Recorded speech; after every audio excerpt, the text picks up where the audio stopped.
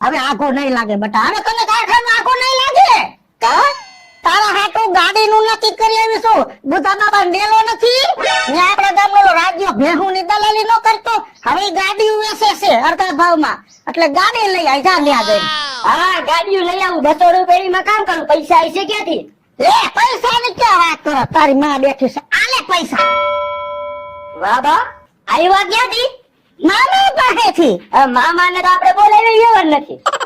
ઈ મામા નહીં, હગા ને નહીં, જવા દે ને તેલ લેવા, હગા મામા નહીં. ઓલા સ મામા ઉસીના નથી ને કર્યા, ભાઈઓ નથી બનાવ્યા, બધા પાસે ફાળો કરી લીધો. એમ? હા તે કામ કરો ને બા, હા બીજા ઘરે ગોતી અને 4 વ્હીલ આવી જાય. સર મારે તો 12-15 ઉસીના ભાઈઓ કરવા છે, સમજ્યા? 4 વ્હીલ હું એમ પા લઈ લેવા દેખ. આ કાંઈ ઉપાધિ જ નહીં, આમ તમારો છોકરો અહીં કરાય છે રોજ 5000. તને ગમે ત્યાં તું ગલે બલે ઉભો ને મોટી ઉંમર નો દેખાય ને તારે એને મામા કહેવાનું.